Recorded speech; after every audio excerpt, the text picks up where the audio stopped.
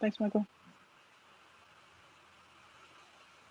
All right. So welcome to this short presentation about Hackathon Basics. So we're just gonna go over the very basics of what Hackathons is, what you signed up for, and what you're gonna be doing this weekend. Yeah. So what are hackathons? I'm sure you already know since you signed up for this hackathon, but they're just coding invention marathons where you build a program from scratch or a project if you're working on the design track within a set time and present it at the end. Um, the nifty thing about hackathons is you get free stuff at the end too, prizes, swag, and because sponsors really like the creative process that hackathons demand. So it's a lot of fun, and especially I know a lot of you guys. This is your first time at a hackathon, so we really hope you guys enjoy it and get to experience the hackathon experience. And part of that hackathon experience is learning. So throughout hackTAMS, we have a lot of different workshops that we have set up where you can learn different skills, like working with Echo AR, a cloud AR VR platform, along with other frameworks like React.js and PyTorch. You can work on really cool projects using those tools. Additionally, at hackathons, like since these events are really quick, you can easily experiment with new tools and get to learn new skills. I know, at least for me, at some of my hackathons, I always aim to learn something new. So one event I would learn React.js, another event I would learn Ceph JS. The next one I would learn another skill. So I think that's a great way to approach hackathons, just to try to learn new things. And finally, you get the easy access to mentors and staff that are experienced with several years of experiencing of coding using different frameworks and tools, along with mentors that are have worked decades in the industry. So you get access to a lot of really smart people. Um, Along with learning experience, you can also build up your professional experience. So you get to interact with sponsors. These are companies just like Linode. They're one of the largest cloud platform providers, and you get to work with other companies that truly make an impact on the industry, and you get to use some of their tools, which is really cool. You get to meet mentors who have worked in the industry, like I said, for sometimes decades of years. And you finally get to chat with other hackers just like you and grow your network and get to meet people that are on the same path as you are. And I know most of you guys, I'm not sure how many of you guys actually um, are working on your ideas, but we thought it was a good idea just to provide some basic ideas to get started if you're completely lost on what a hackathon should entail. So you can start off by tackling some global issues like social good, environment issues, or public health, or you can consider taking on the hacking challenges that we provided, like best aviation hack, best EchoAR hack, or best UI UX hack. And these are just starting grounds, so you don't have to follow through with any of these. If you want to make a game, go make a game. If you want to build something else, you can go right ahead. And some of the platforms that people use to take on these ideas, they normally involve some sort of web app interface. Although some people also build mobile apps. Some people build just desktop GUI interface applications. Some people build games in Unity. There's a lot of different ways you can approach hackathons and exactly what you're supposed to do in a hackathon through multiple avenues. Next, we whipped up a model hackathon schedule that we recommend for new hackers. So Friday night, which is tonight, is mainly you should focus on brainstorming ideas for possible hacks and designs. And then we have an array of mentors who would love to give you feedback. So possibly discuss these ideas with mentors and get feedback so you can polish your design.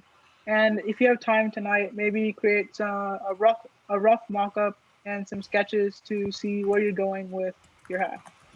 After get a good night's sleep tomorrow morning or night, tomorrow morning, we've started a workshop, and we have so many workshops with a bunch of guest speakers. So I highly recommend you use those to get ideas and learn new things that you could use in your hack.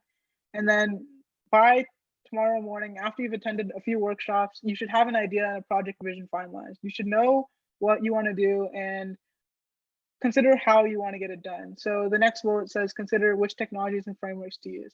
So you want to consider whether you want to use HTML, CSS, React, or make a mobile app using Java, stuff like that. Or if you're in design, maybe like how you want it to look or what kind of design software you want to use, like Canva, anything like that. Next, for Saturday afternoon and night, we want you to continue attending workshops. As the more workshops you attend, the more ideas you'll get and the more sound you can make your project as a whole. Next, afternoonish, after you started getting your lunch and everything, you want to start getting your project actually coded. So this is mainly for the hack project. If you're in the hack track, you want to start coding your project. You want to start getting the foundation laid out for your project. And if you're in the design track, you want to start like drawing your project out and then hopefully starting to get moving onto more professional software to make it look all nice and fancy. Again, we want to emphasize that all of the staff and mentors are here for technical help and idea help. So always feel free to reach out to us and the mentors. Next is Sunday morning and Sunday afternoon. So you want to create a video presentation about your project. So this is pretty much just going over just a little bit of the technical details and then maybe a demo of how it works and maybe why it's important as a project. We also are hosting a Devpost Workshop. So if you haven't used Devpost before or you want a quick refresher, you can always attend that workshop. We highly recommend it. So you get all your details and everything done correctly. And then finally, submit your project and all the necessary details, including the videos and your designs by 3 p.m. Central Standard Time. And then be proud of what you've made. So from hackathons, if this is your first hackathon, here's some companies that have actually been founded based off hackathons.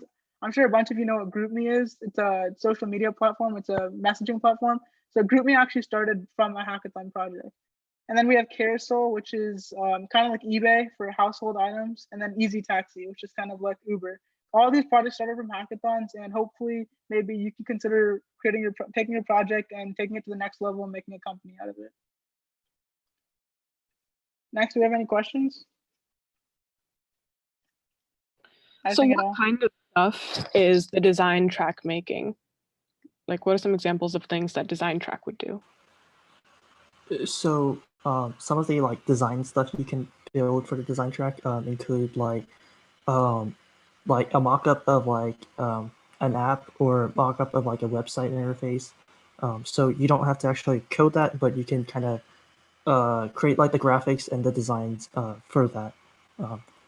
And along with that, you can come up with different ideas that you can put onto these websites, and you can incorporate that into the design. You can also, if you're interested, you could build up like 3D models and like CAD. You can make some like designs through that if you're building if you have an idea that's physical. So you can also work on stuff like that as well. I have something to add.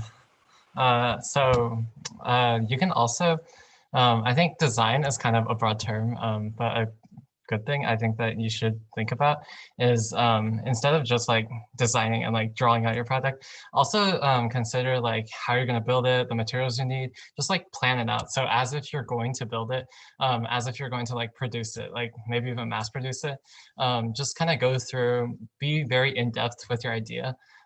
Because you're not building a product, so kind of to replace that, we just thought, you guys think of like an idea and try to flesh it out as much as possible. Yeah, so we're really looking for detail and well thought out detail. So as far as in depth you can go into your project, it doesn't, although you're not like physically making it, with all the details that you think of, you should be able to make it. That's how in depth it should be for a good design project. Any other questions? Can I ask who's like judging the project? So we have a list of judges that registered through the form that was on the website. I don't know exactly all the list, but like we have a lot of people that have worked in the industry and have been in academia. So one person I'm not sure who the name of, but they are a PhD candidate or student right now at Stanford. So these are not high school students judging the projects. These are people who've graduated high school that are possibly graduating university and working in industry and working in academia. Yeah, we have a bunch of industry specialists, people who work at Google, stuff like that. So getting people who've actually been in the industry, getting like good feedback on something that might be the future, something that should be like of professional standard. Any other questions before we get started with our Git workshop in a few minutes?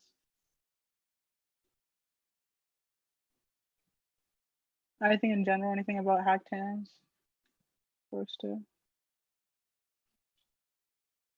Is the I have a question. Do y'all go to TAMS, or did you go to TAMS, I should say? Yeah, we're all the people on the organizing staff are current TAMS students. So, yeah. Are y'all juniors or seniors? We have a mix of juniors and seniors. So I'm a senior. I would say the majority right now are juniors. So. Right here. Yeah. If anyone else doesn't have any questions, we can switch into the Get and website workshop that Ravi has put together, one of our mentors. I think someone else had a question while they were interrupted. If you want to ask it.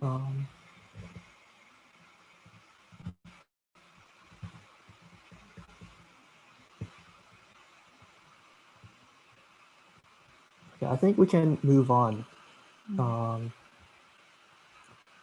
So we can stop sharing this and then we can transition into the workshop.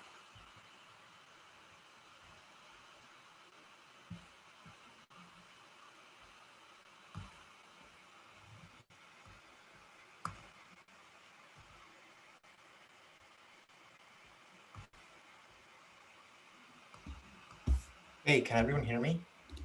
Yeah. Great. Let me start my video.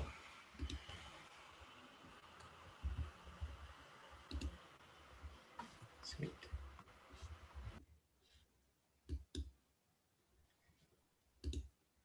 Well, John, should I get started? I know it says 9:15 on the schedule. Should we give it 2 minutes or should we go for it? Yeah, I think we should wait a little bit just so people who are interested can show up.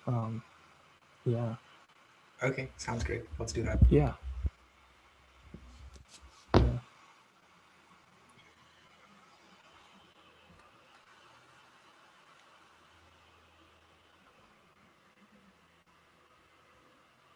Can I ask where you're currently at right now? Yeah, I'm at my home actually. This is our downstairs room. Sorry. I'm at home. I'm in Dallas. Okay. I guess you meant what city. Yeah, I was just talking at your background. Yeah. Okay. And I'm at home. This is my house. Okay. Yeah, I have a home office here. Okay. This is really awesome that you guys have a high school hackathon from TAMS. Yeah, I mean, this is the first year we're going big, so everything's been going like not perfectly, but like pretty great so far. So yeah, it's really exciting. There's a fair share of hackathons, so I know that goes, and it's definitely hard, but this is really cool that like it's just a learning experience, and it's like I actually got started with my first hackathons at TAMS as well. So this is really cool that during high school we have this opportunity. So this is really awesome. Yeah. It is 9:15, so I think we can go ahead and get started. Okay, sounds good. Cool. So let's get started. Hey guys, I'm Ravi, and today I'm going to be giving you guys an introduction to GitHub and building a website. A little bit about me. I'm Ravi. I'm TAMS class of 2015. Right now, I'm actually working on my own startup. It's called Omna. So if you see me jumping between windows today or wondering how I'm going to share all these links, I'm going to be using Omna. So you'll get a sneak peek at what I'm building. I'm an ex-Microsoft. I was a program manager there for about 2 years. My personal website is heyraviteja.com. You can find more on me about there, and feel free to connect me with on LinkedIn, and you guys can always send me a message if you have questions or career advice, etc. Today, what we'll be covering is getting started with GitHub. So you guys will be getting just a quick primer of what is GitHub, and a walkthrough and has some hands-on experience of what things are, what Markdown is, and all this kind of stuff, and how things are set up in GitHub. We'll build a basic website using HTML, CSS, and JavaScript. And then we'll actually learn how to publish that website to the World Wide Web, or just, host it so everyone can access our website, with a custom domain name. I probably won't buy a domain and do all that, but I'll at least show you guys how to get that done. And of course, over the course of the hackathon, I'll be available as a mentor. So, you guys can feel free to ask, if for one of your projects, for example, you want to publish it or you're building a personal website, I can totally help you guys with that. Just so we're on the same page, this entire presentation is going to be based on like for beginners. So you don't need to know any prior HTML, CSS, or JavaScript. You don't need to practically know anything.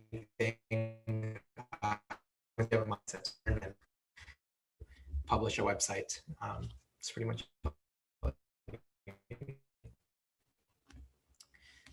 Everyone is able to see my screen, right? Because I am showing slides. Yeah, you froze for a little bit. Okay, like cool. 15 seconds. Awesome. It did say my connection is unstable. Cool. So the principle we're going to be using today is learning by doing. It's okay if you don't get it on the first try. Like even if you don't get it, like, and you're just like, oh, just do this and this and just hit some command and it works, like that's okay. Well, as you guys keep doing this over and over again over time, like this will start making more sense as you do it over time. So we're just going to learn by doing something, and trial by fire kind of thing. Cool. So to get started, head over to github.com and make a GitHub account if you don't have one already. You guys can do this in parallel as I kind of burn through this, but making a GitHub account, just like making a Facebook account, no big deal, just follow the steps. And of course, to set up your developer environment, you're going to want two tools. The two tools that you would like to download are Github Desktop and VS Code. Just a quick Google search of these tools should pop up the link to download them. So these are just two tools, and we'll use them later than presentation. But it'd be cool if you just wanted to download them, and you can have them for the rest of the thing. GitHub Desktop lets you interact with GitHub, and VS Code lets you edit your files. I wanted to kind of explain what GitHub is. And like if you've never heard of GitHub before, like what is this thing and why should you use it? So to do this, in the startup world, we like to describe startups as an X for Y. And so for GitHub, when we think of, it's like X for Y, GitHub is kind of like Google Docs, but for code. And you're like, well, Google Docs for code. Okay, well, what does that mean? Well, Google Docs lets you share things. It lets people instantly collaborate. It lets people do real-time collaboration. It lets people work together on things, and mainly on documents, right? Like mainly on files. But when it comes to code, code is a little different because we other barriers. So there's a little spin on it. And so GitHub is kind of like this Google Docs for code, and it solves these kind of two problems that you would normally have with just a real-time, like writing code in Google Docs. And the problem is, one, before we can just share code and we can all work on code real time, code has to build or compile before we can ship it. Like you guys have probably seen compile errors where you miss a semicolon or you make a syntax error.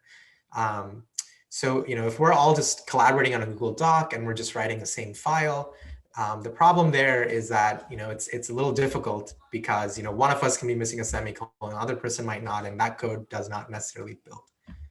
And so that's kind of a challenge. And so GitHub kind of solves that. And then the second thing that GitHub also helps solve is that code is also able to be reverted, which is essentially a better way of saying that code has what's called version control. It allows that across people. So for example, let's say you and I are working together on some code file, and I'm writing some function, or you're writing some part of the code, which let's say is some page, and that has a bug in it, or it has a problem, and it causes the entire app to crash. We got to be able to say, hey, this code is not good. Like, let's just kick it out, and let's let the rest of the app run as it does. And so that's something that is really important in code, is version controlling it, going back in time and being able to say this version is good. And of course, being able to do that across multiple people, that's why it's kind of like Google Docs, because we got to be able to collaborate on code, because teams have to work together. So that's the general gist of GitHub. It allows people to collaborate on code and of course version our code, and work on code together. And before we directly jump into GitHub, I did want to make one small distinction. When you guys see Git or GitHub in the public, in your heads, don't mix them up, because they're not necessarily the same thing, though one kind of builds on the other. Git is like local software that runs on your machine. That's the name of it. It's called Git. GitHub is that similar software that runs on your machine, but it kind of puts that on the cloud to make it available for everyone. To kind of break that down a little bit, Git is kind of like a file watcher. So whenever you make changes on your code on your computer, Git, which is this program that runs on your computer, looks and says, hey, it looks like these files have changed. Would you like to commit them? Would you like to save them? Like, these group of file changes are a feature. GitHub takes those commits that you make and it essentially pushes them to the cloud. So everyone on your team can now see the changes that you've made. So those two kind of work together. And GitHub is the tool that allows us to push that stuff up to the cloud so we can all work together. On your computer, it uses Git as the tool. But you don't need to know that to really get into this. But just so you would know. Cool. So let's spend the next kind of 10 or 5 minutes just walking through GitHub. So if you've never been through GitHub, I'll walk you through the UI, and we'll kind of go from there. One thing I should have mentioned before, by the way, is that there's this thing called a GitHub Student Developer Pack. You guys should be eligible for it. So what you can do is you can totally sign up for it, and you actually get a free domain, like a free .me domain. So or some .tech website, and these come for free with the GitHub Student Developer Pack. So totally give that a thing, give that thing a shot if you haven't. In order to get started with GitHub, on the top right is your profile.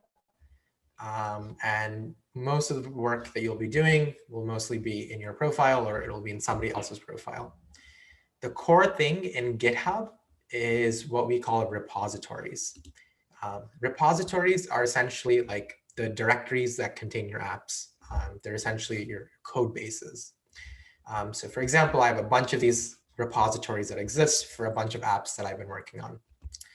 Now, when you click on a repository, I'll actually click on one which has a few more things. Let's do a GraphTail. So this is like some text editor app thing, and obviously it has a bunch of files and folders, kind of similar to Google Drive in some sense, but not necessarily, because all this is actual code. At the bottom, you have a README file that tells people what this repo does. And just stuff that people can get started with, how to build your app, how to get started, where things are, stuff like that. So that kind of forms the basis of a repository. And of course, the stuff inside of the repository, which are files and folders. If you click on these things like examples, you'll notice that these are, of course, just a bunch of files and a bunch of folders that people have. And in order to add people, to allow people to work together on repositories, you'll head over to settings and you'll add what's called a collaborator. So to add a collaborator, you will go to moderation settings, I believe, manage access, log in, and then you should be able to invite a collaborator to join your particular repository to allow them to also clone and take the code base. So this forms the crux of GitHub. Again, it's just a place to store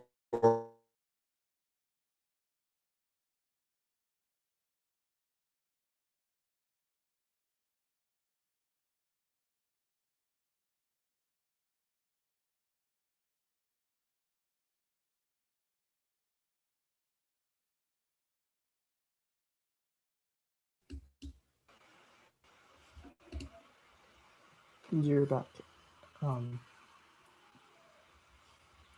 So were you saying something, John? No, I was just saying you're back. Oh, okay, thanks. Cool. So in our README, what we'll be doing is essentially every file has this thing called a readme.md, or every repo, excuse me. MD stands for Markdown. What you'll be doing is you'll essentially, you're able to edit it. And Markdown is essentially like a particular syntax that you write documents in. So you can, for example, use 3 hashtags and say, hello world, and you can preview your changes and notice how that changes to like this kind of bolded text. You can easily add things like links by, putting things in braces like these, and start writing links.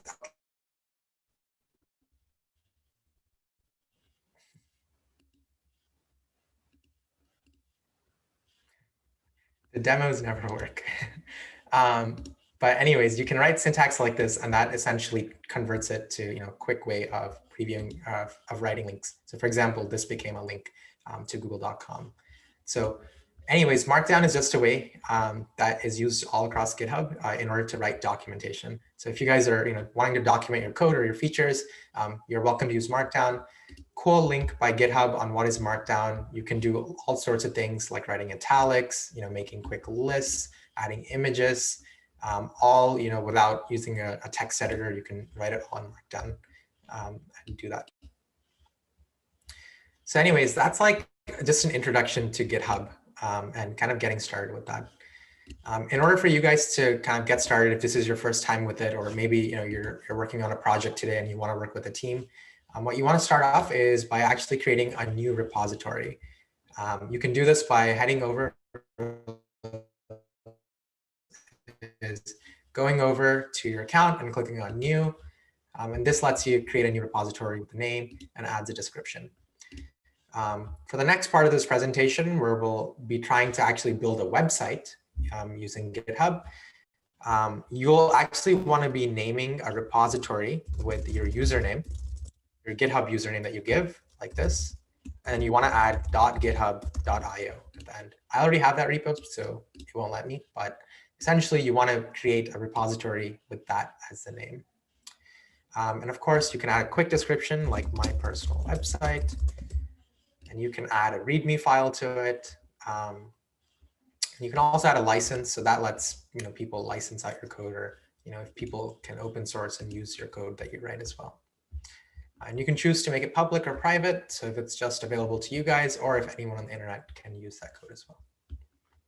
So that's how you make a repository, and of course we walked through what's inside of a repository, which are just a bunch of files and folders.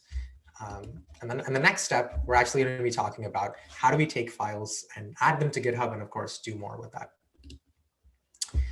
So that kind of covers GitHub, at least all we need to know about the stuff that's on the web. For the next kind of portion of this, we'll kind of migrate over to my local computer, where we'll actually build a local kind of website, and then we'll kind of go try and test that thing out. So in the meantime, feel free to download VS Code and GitHub Desktop. Any questions so far?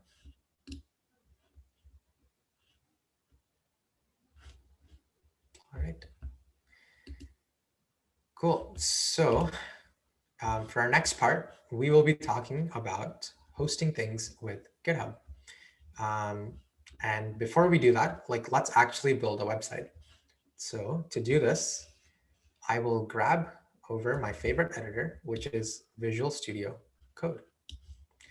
And most of you guys, probably have heard of HTML, CSS, and JavaScript at some point, but these are kind of the three kinds of files that we use to build websites.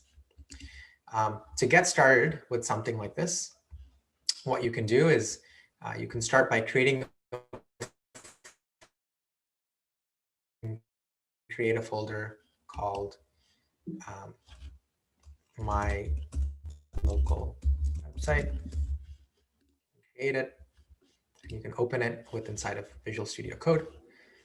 And with inside of here, you can create a few new files.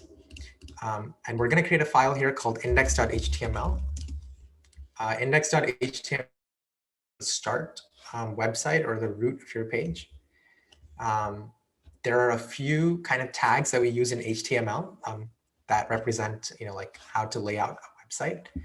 HTML is essentially, how we lay out our website or how things are laid out. So there are things called header tags and paragraph tags like this.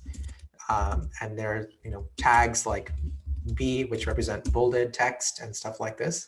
Of course, the combination of these, builds a website. So for example, in this case, I will make like a really dumb sample website, which is called, Ravi, and I will, have this website be like my personal website. And essentially, like maybe we'll have it even say hello world here. And to actually, like test how this thing looks like on the computer, you can always copy the path to the file by right-clicking copy path or copying from your local file machine. And in a new tab on Chrome or something, you can always open up the website and take a look at how that looks like on your computer. So these are the header tags that kind of come together and how they kind of work together to build a website.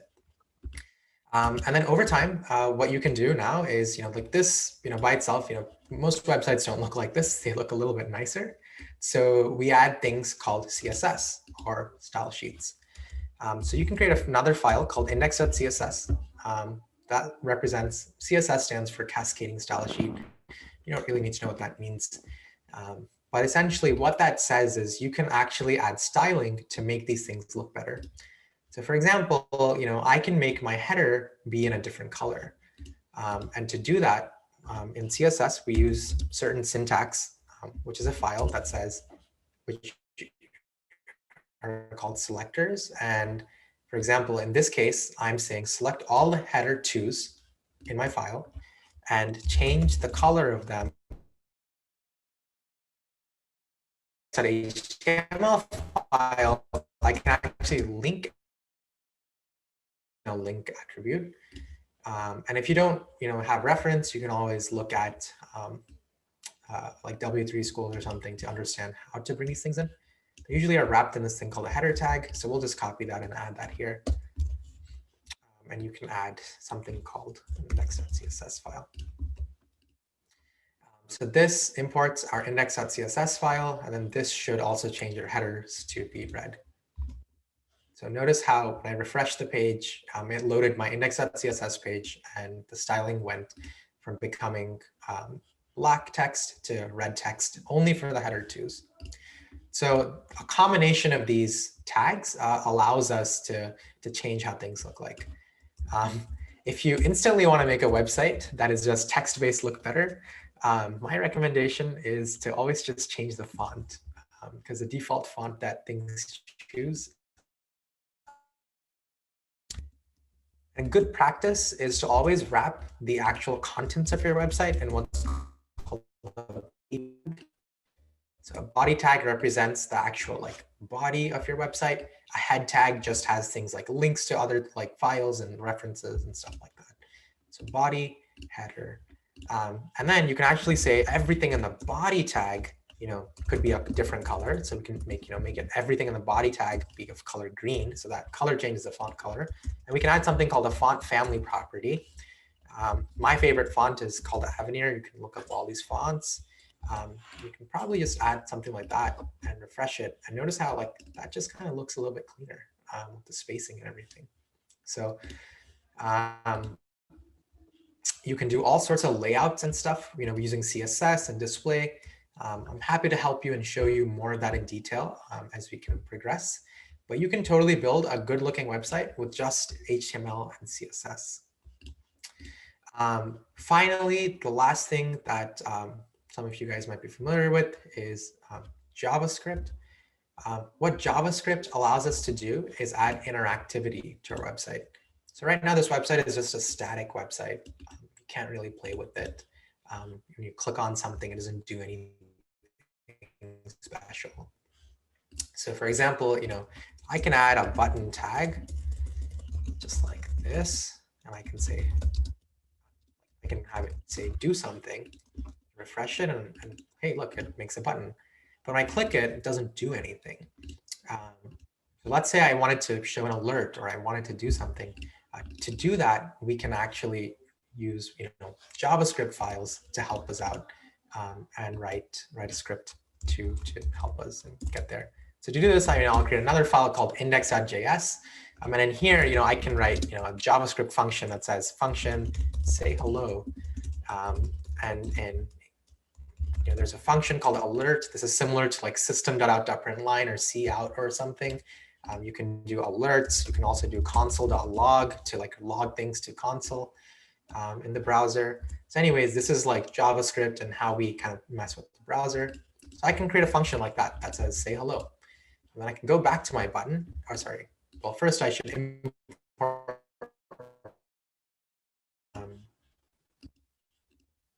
I can look at how to import my HTML script file. So I can add my script tag and I can add a source. I can link out to the file that I have outside of here, which is index.js. And then I can actually say on click. I can call that function that exists here, which is just say hello. That should work.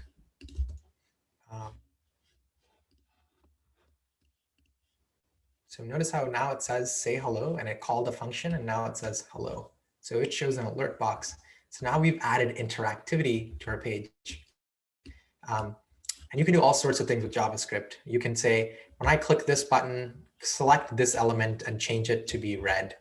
And you can do that using things called query selectors, where you do document.getElement by name or by tag, and you go select that element, and then you change the CSS and all sorts of cool stuff, depending on the idea that you have.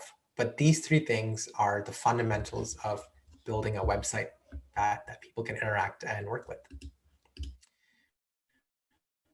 So that's like a very quick introduction to HTML, CSS, and JavaScript. I know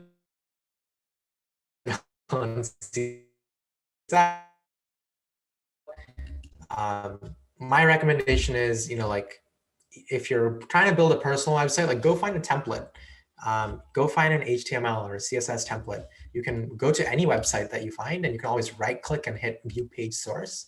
And you can always see a bunch of code and a bunch of HTML for it. This one's a particularly complex one, but you'll notice that it's just a bunch of tags like this. And this, of course, has its own set of style sheets that are linked out, for example, and where these things are coming from. So the entire world or the entire web is really just a bunch of HTML, CSS, and JavaScript files. Kind of work together. So cool. So this is like phase one, which is great. Now we have a website, or at least we have it's a website. It's a dumb website, but it's a website. And it has our index.html, an index.js, and index.css. Our next step is now that we have a website, we actually want to publish it to. How do you publish this thing to the web? This is kind of the big question we have and this is kind of like the whole thing about exposing things on the internet is publishing our website is sometimes can be the more confusing part. And the way we do this is there are actually computers that are dedicated to this called servers. And if you don't know what a server is, that's okay. A really stupid, simple definition is essentially that a server is just a computer that's always connected to the internet. In fact, a server could also may as well just be the computer that's in my house or the computer that's in your house. But of course, those things aren't always reliable. And they're not necessarily always serving files. So that's the thing about a server is that A, it's always connected to the internet, and B, its like job is to serve files. Like that's its sole job. Is that you can go call this server, you can ping it with an IP address, and you say, hey, give me this index.html, and its job is to give that file back to you. And you of course access this because it's connected to the internet. You access it through the web. And most we don't have them in our house, though you can have a server in your house, are usually provided by cloud providers like AWS, Heroku, GitHub, file hosting. Like these things, essentially what these providers do is they provide servers. And what servers are again, they're just computers, just like your desktop computers that go live somewhere else. And the jobs that AWS, Heroku, and all these people do is they literally make sure that these things are always up and running. So that's why whenever you hear like, oh, that server has an outage, or no, I had to wake up at 2 a.m. and fix a problem, it's because their job is to make sure that those servers are always serving files. Because if they don't serve the proper files, or they don't serve files at all, then you don't have a website, and no one can access your products or services. So that's the core of servers and how that thing stores files everywhere. And we'll come back to the next slide, actually. So that's at the core what a server kind of looks like. In order for you guys to get started, the cool thing is GitHub is actually a place where we can upload our files. So it actually lets us upload our files onto GitHub directly, and we can start actually serving the files using GitHub, using a feature on GitHub called GitHub Pages. And that actually exposes our files to be available publicly on the web. And then we can actually say that, hey, instead of making this a .github.com, please go make it like myowndomain.com, and you can totally make it do that. So that's like the really cool thing here. So you don't, if you're building a website right now with like something like Wix, for example, and you have like blah, blah, blah.wix.com, if you can actually just have that thing written in HTML or CSS and JavaScript and just put some effort to figure that out, you can have your own custom domain, paid nothing to actually host it, and it's pretty awesome. And so to get started with this, especially if you're building your own personal website, the way you kind of want to go about doing this is actually not too bad. So to get started with this, go ahead and go to want to make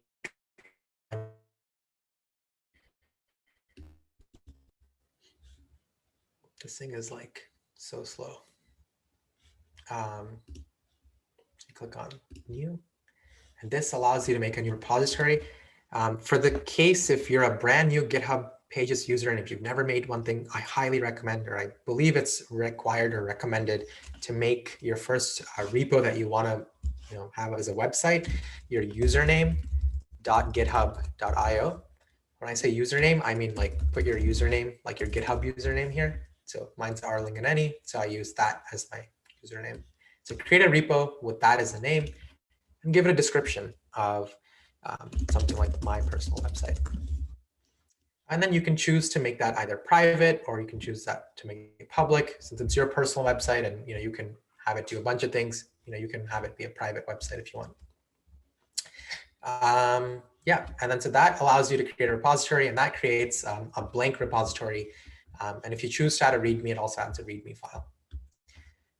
Now the next question is, great, now we have that. And then of course, recall on our computer, our local computer, we had written 3 files, which are our index.html, our index.css, and our index.js. So now the question is, okay, well, now we got to take these files and push them onto GitHub. So how do we do that?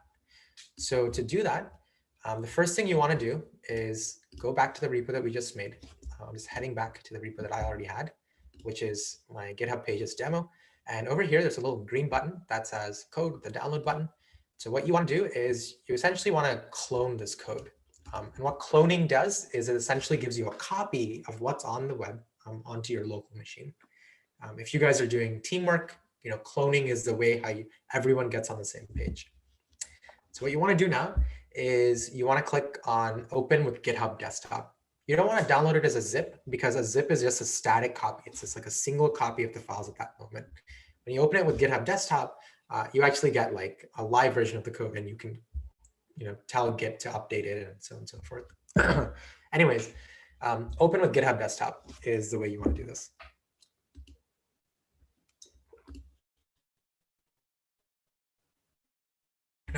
And as I mentioned, the program you want to download is GitHub Desktop.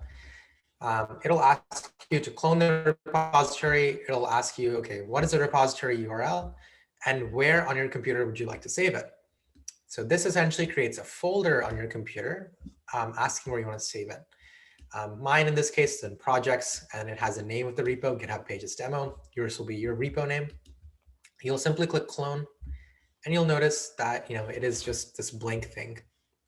So then what I'll do is I will go to my Finder or my File Explorer, and I'll go find where that folder is. And you'll notice that over here, it created a folder for me called GitHub Pages Demo. And within here, it has a couple of files, index.html, readme, license, all these kind of things.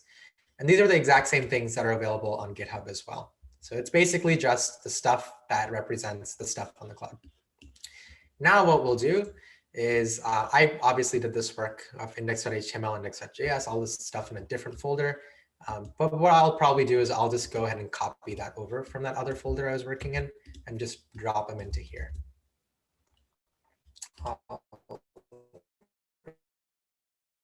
Files here. If I copy this low path, if you're using GitHub,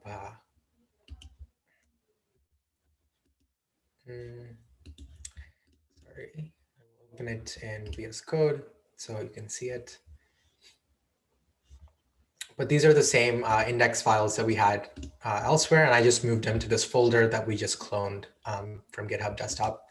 And if you copy the path to this thing, you'll notice that it actually generates a website that looks just like this.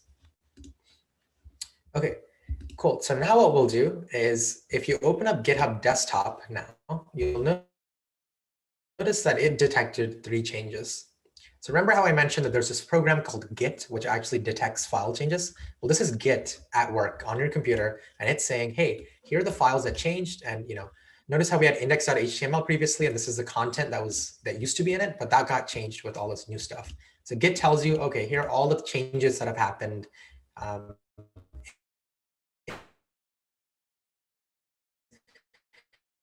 In order for us to now push it up to message, what they call this initial website design.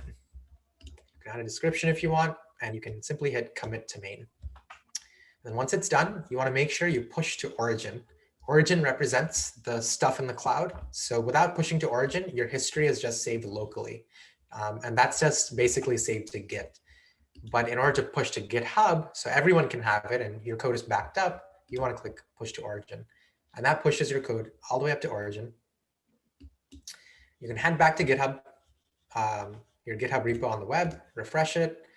And now you should be able to see the changes that have came through. So now you can notice that I have index.html, index.css, and index.js from my local machine onto GitHub Pages. And of course, I have a readme.md here as well. And the last step that you want to do is now we actually want to publish this website that we have that looks like this, so the entire world can use it. And to do that, it's really easy with GitHub Pages. You simply head over and in settings, what you can do is scroll down, you go over to GitHub Pages. And how this thing kind of looks like is, I think I might have accidentally already published this, but there's a little button that says publish to GitHub Pages, and it says which pages would you like to publish this from, and you simply click on publish, and it essentially publishes the site to your username, blah, blah, blah, .github pages demo, or whatever the repo name is. So as I mentioned, if you make yours with your username .github.io, that should publish your repo as your username .github.io to the world. There's a cool, like simple tutorial. Click on settings and just publish in your website. So there's like a link that I can send you guys on just instructions on how to do this. But it's really easy to do this with GitHub pages. And the final thing, and this is the bonus, and this is a really cool thing, is when you obviously can use your own custom domain and how you can do that. So let's say you have a name and you want to do this is you will buy a domain with a provider like for example, like so you can go to a website like GoDaddy.com, and you guys have probably seen these, and you guys can like totally buy your perfect domain. The one that I recommend, which I personally enjoy using and it works well with GitHub pages, is Namecheap. So you should totally buy a Namecheap domain. It's actually free with that GitHub Student Developer Pack, so you should totally do that. And then you can head over to your account, log into it, and then you'll essentially have to configure that domain to say, hey, this domain name has to look at GitHub for the files. And that's kind of that configuration we have to set up. So to do that, I remember my password. We have a couple websites, but once you get a website, you will configure it. And then you will head over to what's called Advanced DNS. And over here, you'll add these records called A records, and you'll write records that look like this that point them to the GitHub IP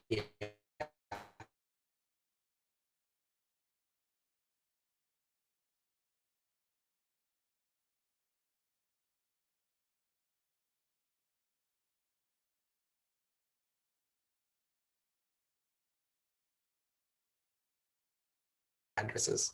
And what that's actually doing is it's saying, hey, I have these files, they're hosted at these IP addresses, or the IP addresses that represent GitHub server. And you're basically telling Namecheap to say, whenever somebody visits this website, go visit these IP addresses and try to go find that website. And that brings me to my final picture, which I have here, which is essentially on a very high scale, what's really happening here is your browser is rendering files. Like HTML, CSS is just a syntax to say, like, here's how a website should look like. Here's how a color should look like. Here's where you should render it. Here's where like these pixels, this set of code makes these set of pixels. And when we have a URL, really what a URL is it's just a simple identifier, some URL like example.com that looks it up cheap, then calls the servers that we just kind of wrote in our A records, and that server kind of then gives back these files so that everyone can kind of use them as a website. I mean, that's really what's happening. So if you think about it, like the entire web and all of our websites and everything we do, it just really boils down to a bunch of files. And that's pretty cool. So that kind of concludes my presentation. Again, I'm happy to help you, set up getting started with your own personal website with GitHub pages. You can pretty much do everything except for the whole custom domain part, all just from GitHub, Github Desktop, and VS Code. That's pretty much all you need to get started. So that's it. Any questions? Any final comments? Anything I can help you with? Let me know.